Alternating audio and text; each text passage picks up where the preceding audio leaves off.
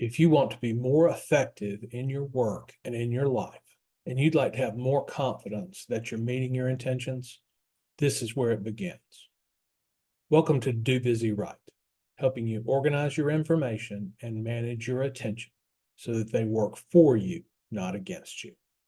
We educate you and encourage you by discussing ways to be more effective, not more exhausted. Let's do busy right. Hi there. Today I want to talk about organizational schemes for our information, but talk about these structures a little bit. I'll give you some tips on some pieces of structure you might want to add to your system, and also on some ideas about different ways to approach the emergent nature of the attention compass system, because it's not for everybody, and I'll talk about that in a minute. So the fundamental challenge we face, and I've said this many times, we need to define an organizational scheme for ourselves that supports our attention. And that's a little bit more challenging than what you might think, because while capturing information, given our modern tool set, the capture itself is pretty straightforward. But the real work happens as we process that information, and we'll talk specifically about that work. Awareness of a signal or information generally in our environment or our channels, our information channels, instinctively leads to a decision to categorize. Our brains just automatically work this way. Now, when I look at this situation, I'll remind you that I've been working on practical strategies for dealing with the challenge, this information that we have to manage, for almost 2 decades now. So if you'd like to explore that in any way, a system for yourself or some categorization schemes that you might use, or even how your own particular executive function works with information, I'd consider it an honor for you to let me help you. So if you'd like to do that, have a conversation or whatever, just feel free to get in touch. Larry at dobusyright.com, or you can hit me on LinkedIn. I'm not hard to find. So when I say we start immediately, there's an instinctive process that we engage in. Anytime we become aware of information, whether it's through an environmental signal or through a channel that we've decided to attend to, okay, we immediately begin to make meaning from it. And the initial categorization is often this really blindingly quick decision of keep it versus ignore it. If you don't have a place to keep things, or if that's not your habit, then it might be read it or ignore it. You know, some people in email will read an email and then mark it as unread as a signal to themselves to keep it. And then they'll go on through and they'll blaze through and read things that just get deleted and work through it that way. But even that is an act of categorization. So in order to make this decision, we basically begin to bootstrap some knowledge about what the information means to us and how it might be useful to us or how we might need to respond to it. And this immediate sense-making capability, particularly for certain situations like those in which we have lots of experience, aligns with concepts explored by Daniel Kahneman in Thinking Fast and Slow. So the fast think is this responsive, almost emotional reaction to some signal or information. The slower, more thoughtful, if you will, perhaps somewhat more logical, if you will, response is the deeper categorization. So we'll talk about this immediate categorization thing real briefly. So imagine that you're driving along on the interstate and you hear a siren. Well, we instinctively, I believe, try to locate the source of the siren. And one of the things we do is try to determine if it's getting louder or softer, or we look around for the flashing lights that often accompany a siren. And the meaning we're trying to make here almost immediately is this important to me? Now, we then move into some sort of an analytical type of process where we begin to scan the environment and locate this sound. We do it by hearing, we do it by sight. And if it's in oncoming traffic or it's getting quieter and eventually stops, then we pretty quickly categorize it as nothing to do with me, and we put it in the ignore bucket as best we can. If it's in front of us, then we react to begin to plan our response to it. Which lane is it in? What do I need to do about this? They're on the side of the road. How do I best navigate this situation? If it's behind us, then all of a sudden there's this non-zero probability that it concerns us, right? And what we then do is we give it more focused attention and we begin to try to make meaning from it. Because if it's about me, then I need to know that and react to it. And if it's not about me, then the sooner I find that out, the better. And if it's about me, in order to find out, I'll do things like slowing down and changing lanes, getting over in the right-hand lane, these kinds of behaviors to check and see what the official vehicle is going to do. Right now, if he tucks in behind me, then okay, I got a problem. If he zooms past me, then it's all right, resume normal operations. And so that's an example of this making meaning thing that we do, and we do it pretty instinctively in a lot of cases. I live in Tuscaloosa, Alabama. Here's another example. And we have tornadoes here. So right across the street from my house, within, I'd say 200 yards, is a tornado siren. And if you're not familiar with what this is, it's a alert system.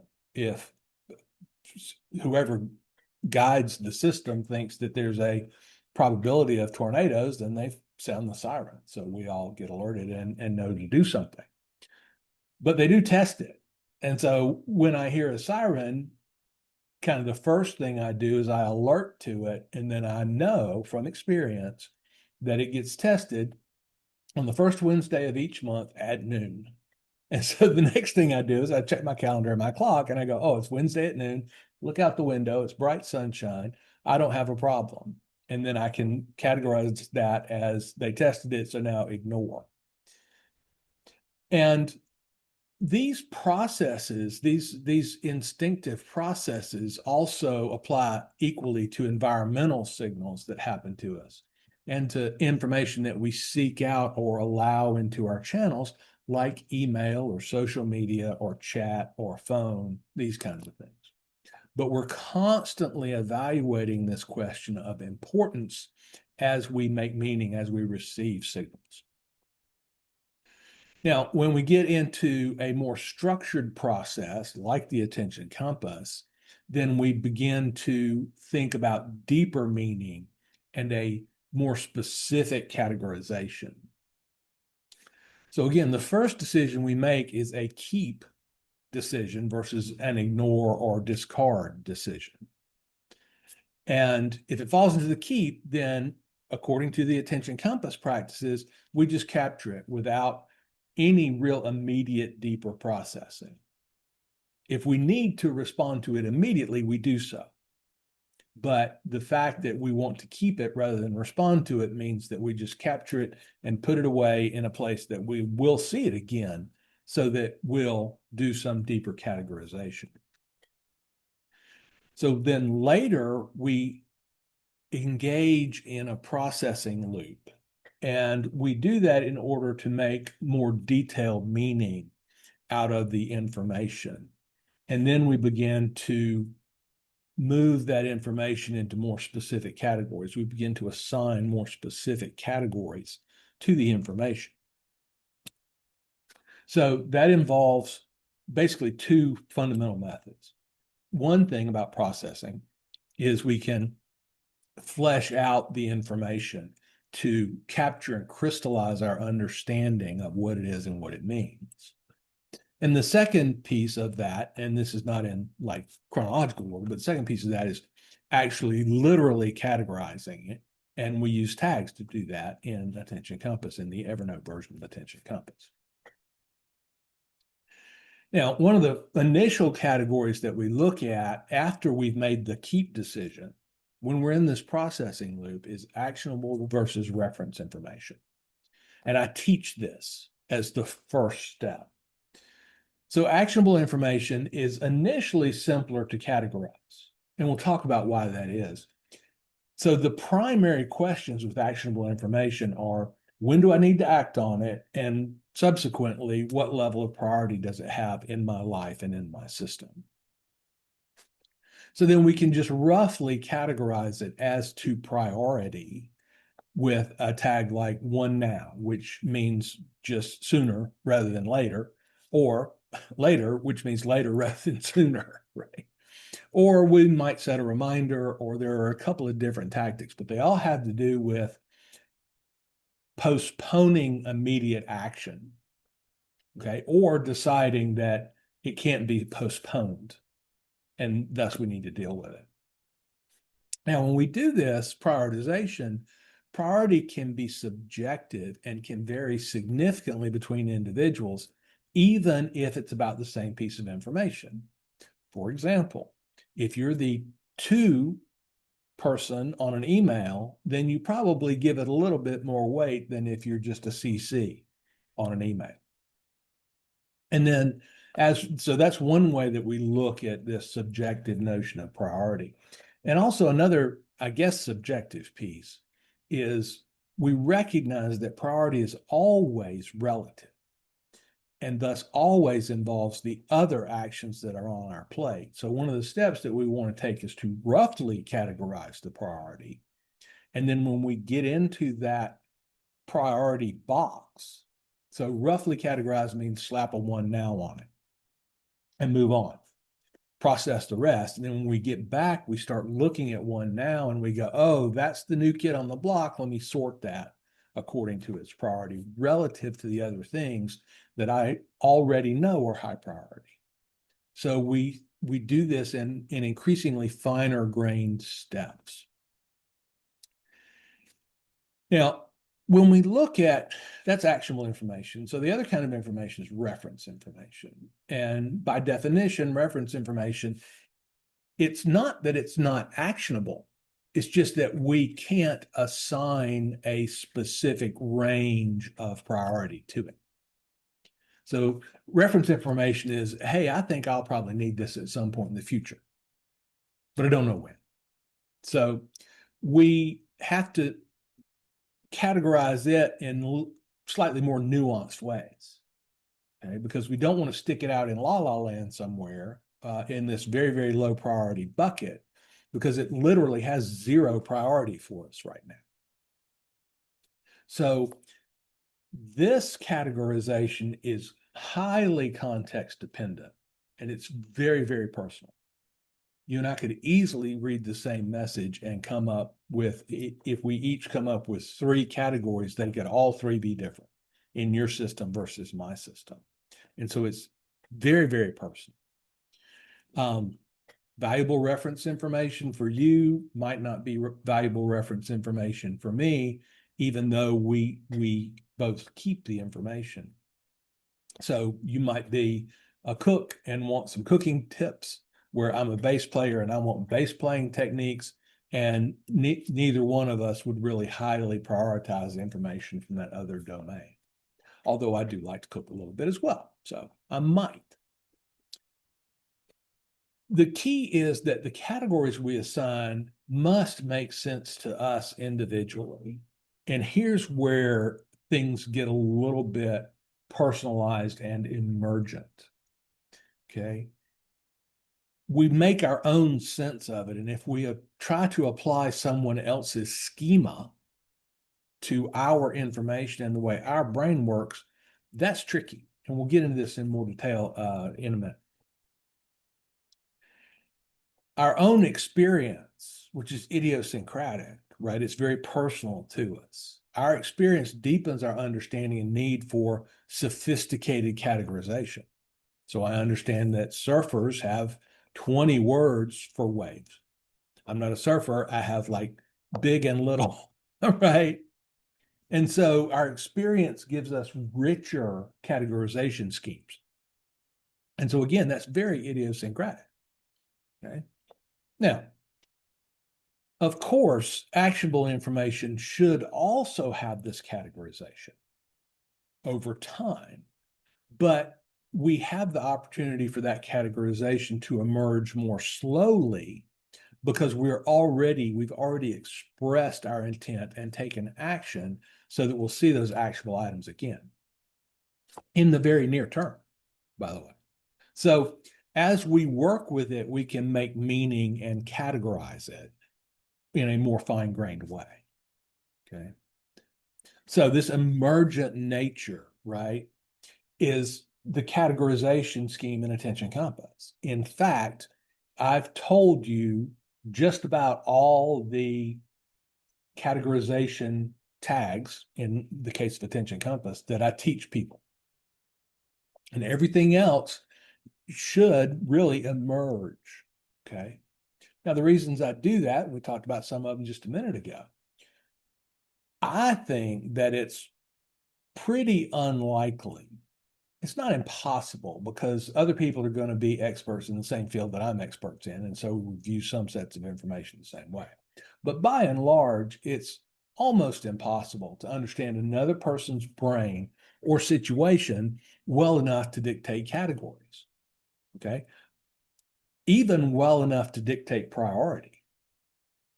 Okay. It's really hard to do for another human being. Okay. Forcing somebody into an imposed organizational scheme, therefore, creates constant overhead as they try to interpret how somebody else would categorize their information.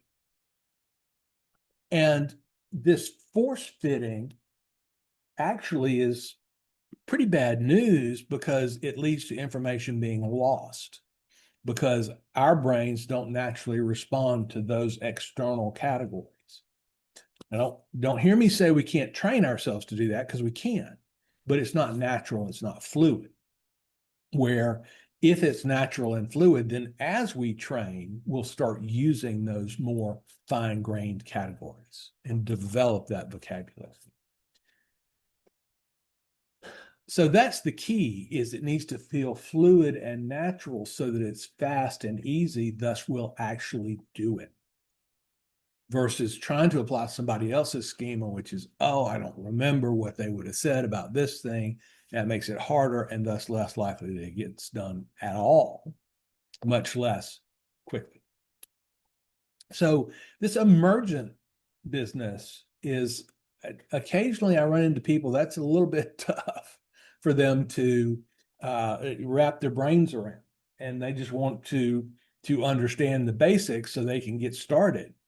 Okay, and that led to this notion of exploring people's behavior and their executive function in order to try to get some more guidance and some deeper levels of categorization for people who really feel like they need some more structure and are not comfortable creating their own structure. This is a common question in Attention Compass because the mindset that people bring into my coaching is, oh, Larry's going to tell me how to structure my information. And that's not really true. And so what I'm going to do is I'm going to help you build a solid tool set that will allow you then to capture your own internal schema because you have one. Okay. Your brain is an organized place for some value of organized. And what we want is we want for you to make your categorization scheme real out in the world versus just existing in your brain. And that's this process of ongoing categorization. And as we learn new things, our categories change. And we get this more specific categorization in fields where we have some expertise or a really rich vocabulary. Back to the surfer's waves. Okay. I don't know enough about waves to have more than just a generic categorization, right? Before I said I know about little bit waves and big waves. And then I know about I suppose I would recognize a holy crap, let's run from this size wave, right? And so, but that's about it. Where surfers are going, well, there's at least one more category of wave, which is ones I want to try to ride versus ones I don't want to try to ride. And then they get even deeper than that, but I just don't have the vocabulary, the experience to talk about those sorts of things. So that's really the foundation of us wandering into behavioral scales and executive function for this deeper categorization question. At the end of the day, if you study attention, what you'll eventually find out is, I believe, is that your attention is the most fundamental force in making yourself into something new, into growing, into learning, into understanding.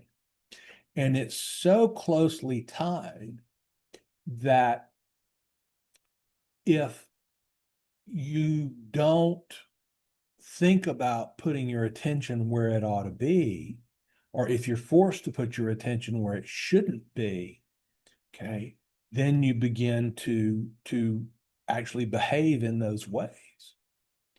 And there's many examples of this as just a core part of human nature. It's true that people can be, the loose term is brainwashed. And if you're subjected to the same set of information over and over and over again under certain conditions, which are typically considered to be brutal, your mind will actually move to behaving as if that information were true. Okay. We know this. Less onerous versions of this are in propaganda and in advertising. And so how did you come to believe that your favorite make of car, if you will, was your actual favorite? Okay. Did you sample all the different makes of cars and all in order to find the one that you wanted? Probably not. Okay. You were influenced by advertising and by brand reputation and these kinds of ideas.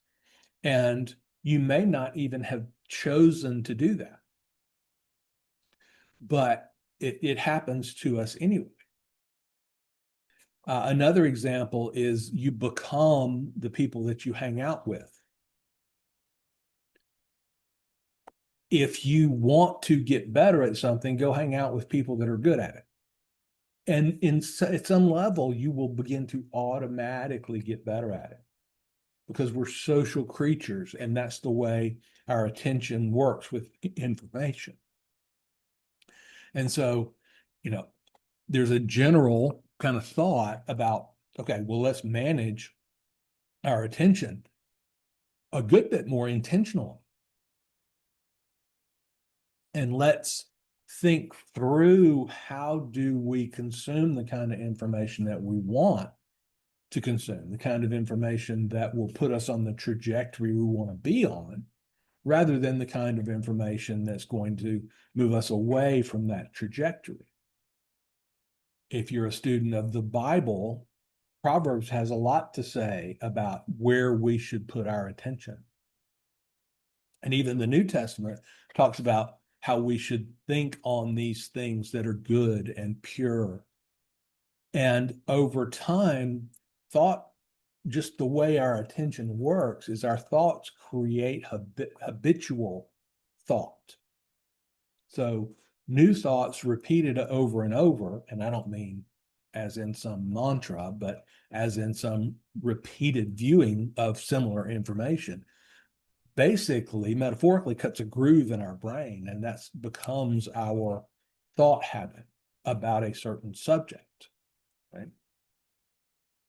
Now, when we look at executive function, I've talked about this a few times, but executive function is the term for how do our brains manage attention and are influenced by attention. And I haven't explored executive function terribly deeply, and I'll explain why at a little bit later. Okay, but let's think about what executive function is and how we can begin to categorize our own executive function. So when you look at personality profiles or strengths profiles like StrengthsFinder, or you take the DISC personality assessment, or even the Myers-Briggs, okay, at some level, it's trying to capture how your executive function works habitually. So what do you enjoy? And well, things that you enjoy are because your executive function helps you understand and nuance your relationship to that. Okay, you choose to put your attention on something. That's an executive function role, is to choose to put attention on something. And then you decide that attention it aligns with your goals. And so you pay more attention to that sort of thing. Learning, okay, we pay attention to certain information. And we do it over and over again, a process we call studying or memorization. And what we're literally trying to do is create these deeper grooves in our thought processes so that those come more naturally to us, right? So we look at these different profiles and we think, okay, well, do they actually have much to do with executive function? And I would say that yes, they do, although they're usually not described that way. And that's an important nuance. So when we look at executive function as this anchor point for our attention, okay? And I've looked into executive function, and the reason why I haven't gone very deep in it is because in the current scientific culture and the current general culture, because the two things line up usually, executive function tends to get wrapped up in the whole question of ADD, ADHD, and many people are interested in executive function because that's thought to be the seat of where we put our attention. And thus, if there's some problem with how we manage our attention, then executive function is where that happens. And so people begin to study it from that perspective. I'm not an ADD or ADHD expert. I'm certainly not a psychiatrist or a psychologist for that matter. I'm a dabbler in these things. And so I want to make it entirely clear that I do not have a trustworthy opinion of ADD or ADHD. That does not mean I don't have an opinion. It just means that I don't have a trustworthy opinion, and certainly not something that I want to publish in a channel where people give me the credibility of being an expert. I don't want to express an opinion on this front. And for that reason, I've shied away a little bit from the executive function literature.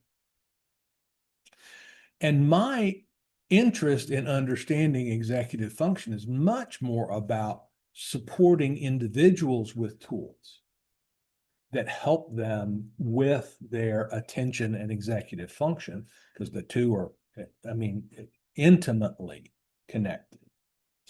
I'm not terribly interested in categorizing whether or not somebody has something that would be called a disorder. I'm not a clinician in that sense or a therapist in that sense. Okay. The closest I get to disorder is, wow, your information is disordered. So now, when we look deeper at executive function, it has some subcategories of, I'm going to say, neurological based behaviors, such as impulse control, high impulse control or low impulse control, working memory, how much working memory can the executive function access at any one point in time. And these things get measured and discussed and put on scales and those sorts of things. But together they come back and make up executive function. Now, these other personality-based behaviors, DISC in particular, I don't find the DISC to be diagnostic enough. I don't find it to be the proper tool. At the end of the day, you would just say, I don't like that tool as much as I like others. And so I don't really tend to talk about that. I like StrengthsFinder. Myers-Briggs has always been interesting to me. The Big Five personality scale, the Ocean model, is a big one. But when you look at executive function specifically, then we have what's called the brief scale. And that's the behavior rating inventory of executive function. And the goal of this instrument is to understand detailed variations in executive function amongst humans. And we know there's variation, and so we're trying to identify what it is in order to support people and help them. Now, a challenge with the brief scale is that unlike some of these other scales, there does not appear to be any published categorization of clusters of behavior based on the multidimensional brief scale. I think that potential is certainly there to do it, and I was surprised to see that it hadn't been done. And I may be overlooking something, but I haven't seen it. So as such, it's hard to use generally. And it's also a very clinical tool. It's an observational tool, and people that utilize it are trained observers in these different behaviors. Okay. So and when I say that there's no clusters, let me explain clearly what I mean there, or at least that I haven't found. If you know of some, then by all means, please reach out and educate me. All over science, multidimensional scales will use statistical analysis to identify correlated attributes and then create descriptive categories. And we do this naturally as humans. Okay, if we look at a vehicle, okay, and we look at engine size, handling, storage capacity, then those three things, those three scales and their variation cluster such that we then can categorize a vehicle as a sports car or a truck.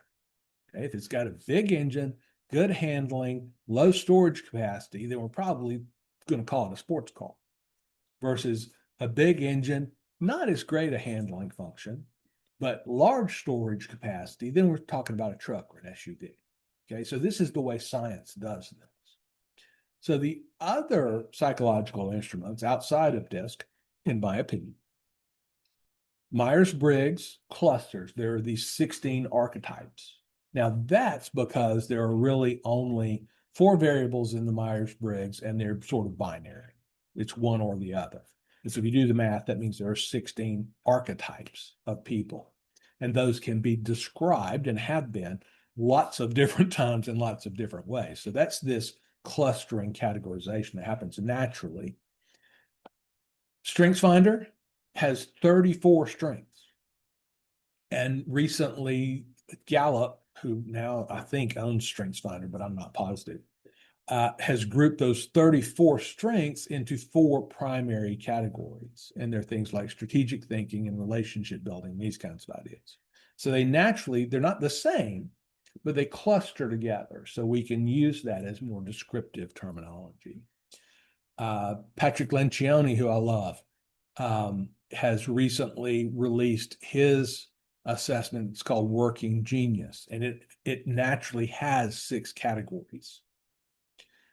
And these begin to develop a set of a reasonably sized set of descriptive clusters, if you would.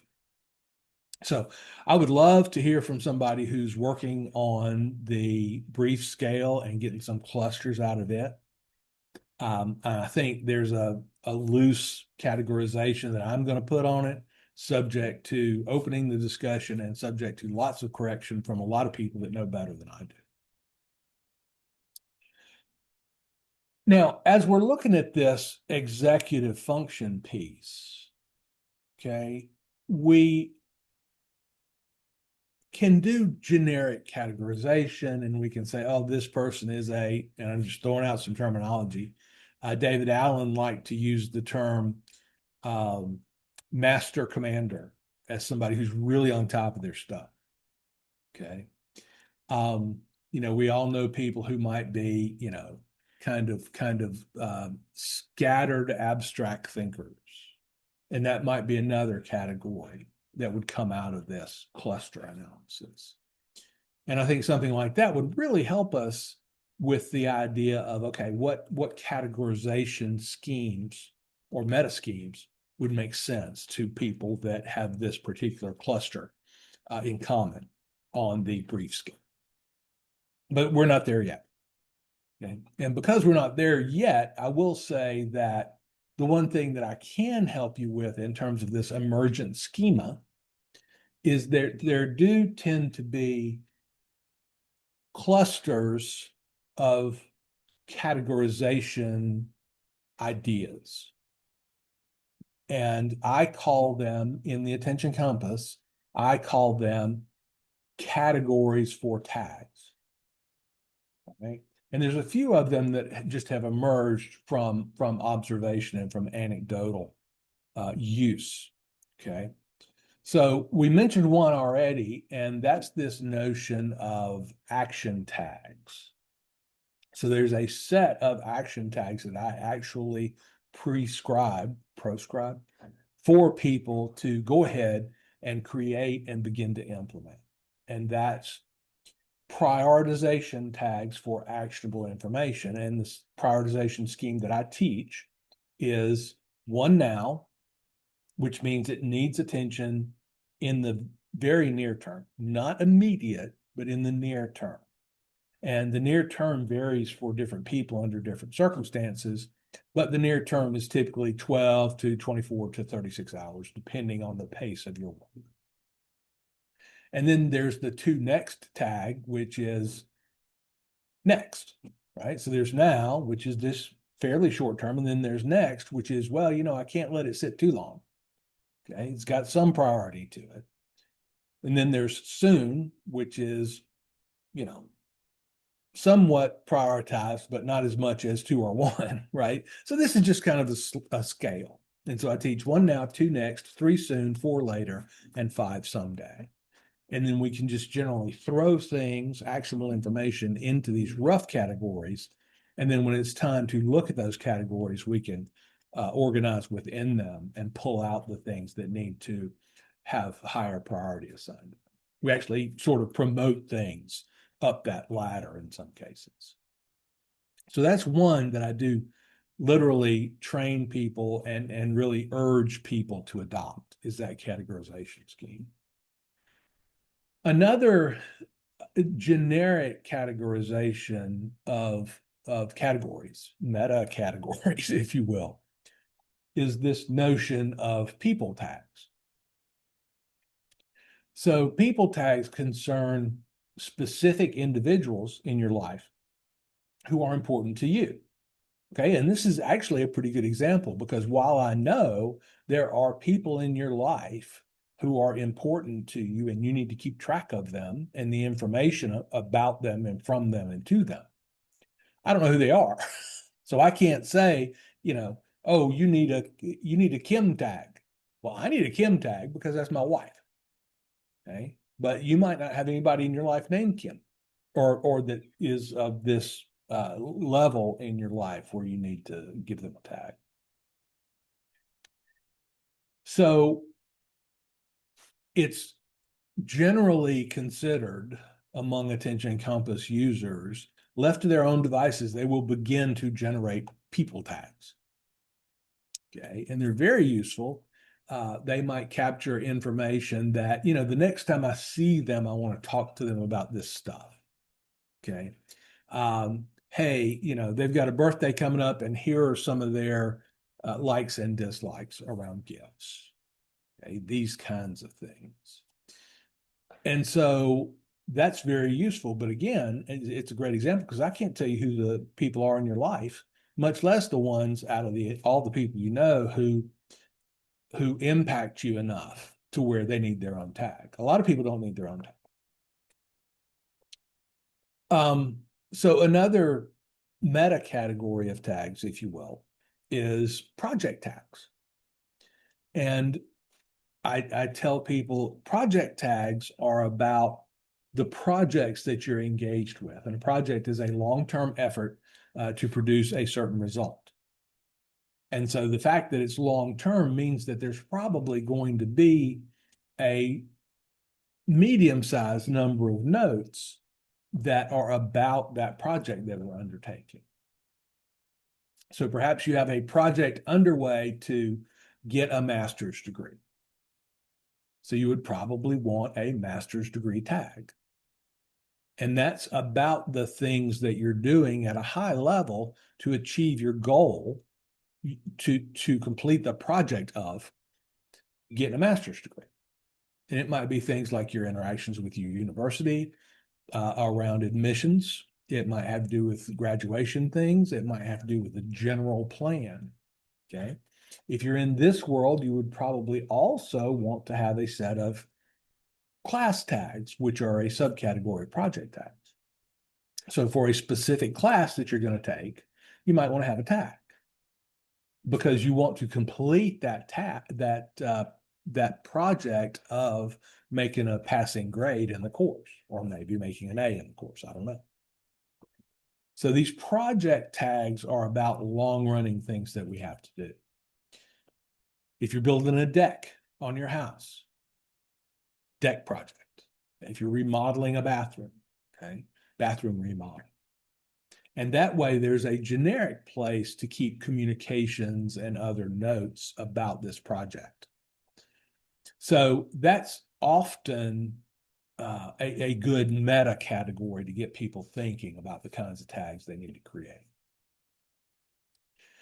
There's also a meta category of historical or reference tags. And these tend to be around areas of knowledge or areas of work specialty. And we create them because, like the surfers, okay, wave types I want to surf versus wave types I don't want to surf. And they would keep lists of things in there, okay? And as we get our specialty organized and as we learn new knowledge, then we'll begin to cluster ideas and notes and information under this tag. It's also true for hobbies. Okay. So I have several tags, several chunks of my categorization scheme that have something to do with playing the bass. Okay. I have a set of tags that has something to do with getting my Ph.D. from 10 years. And so all of these things, maybe the most interesting part here is that project tags can easily become historical or reference tags. As we have a project to become, and I'll just use general terminology here, we have a project to graduate law school to become a lawyer. Well, that will naturally lead to historical or reference tags around case precedent, around different types of trials, different levels of judges, this kind of thing. And so those two are a little bit linked, but in the historical or reference tag realm, we want to be able to look back into our specialty and say, oh yeah, that's the thing. So as an example, if you're an interior designer, you might have historical or reference tags around color matching philosophies, for example. And you can go back into that and you can refresh your mind about what these different color matching schemes are. I'm assuming that's a thing in interior decorating. I don't know. So this is where we have this nuanced vocabulary of categorization. Okay. A lawyer might categorize precedents by type of law, for example. So things having to do with vehicles or might be in one category, while things having to do with divorce might be in another category. So, and this enables us, as I just said, this enables us to revisit and reinform ourselves on a topic later. And then finally, in this thought process that we're engaged in right now, finally, it's not a categorization per se. It's more of an organizational tactic, but it's kind of in that gray area in between. Many attention compass users, including me, find long-running notes to be very useful. And the idea here is that you have a note for, let's say, a recurring meeting. If you have a weekly meeting, or you attend a weekly coaching session, or you have a weekly practice session with your bass teacher or whatever, then it might be useful to have a note where you have collected the current instance of the training and what you learned from that, or what you found out at the meeting, or whatever it is. And then subsequently, the next instance of that meeting. So you've got some sort of a chronological record of the information that you've gathered from this situation that you're in consistently. Another type of long-running note is if you have some sort of a recurring errand in your life. Okay. If you regularly visit your doctor, then you might want to have a long-running note about that. And while, again, it's not exactly a categorization scheme, it sort of is, because that allows you to put these new instances of information gathering in context amongst the others. This is particularly true where sequence is important. For example, if you're going to visit a doctor, the various steps in a complex diagnosis and the tests that were run and these sorts of things, and then following that through, or in a long course of treatment for something, you may want to keep track of something like that. It's a recurring activity, and what results from this is kind of a logbook of specific ideas or actions that recur in your world. And so these are some general categories of categorization ideas. Okay. Now, hopefully at some point I'll find, or somebody will create something that's more intimately tied to executive function than the things I see out there right now. And then we may be able to then say, oh, okay, well, if your profile fits this cluster in the brief scale or some other scale, then we can begin to confidently say, well, these kinds of categories are going to make more sense to you based on experience with other people who are in a similar cluster with you.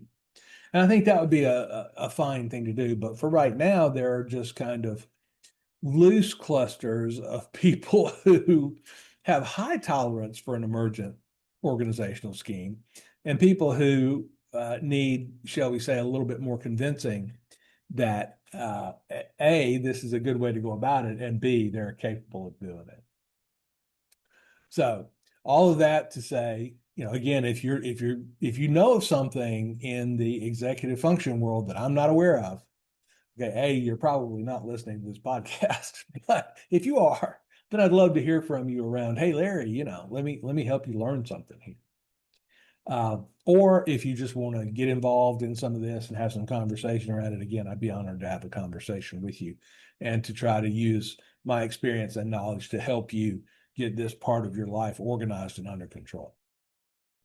In conclusion, then, the core insight of Attention Compass is that an effective organizational scheme isn't about rigid categorization rules imposed from the outside. Instead, it's a learning about how you can support your natural categorization scheme, natural or learned, categorization scheme, by facilitating your own ability to make meaning and categorize information in the ways that make sense to you. So we've looked a little bit at how our brains instinctively evaluate information.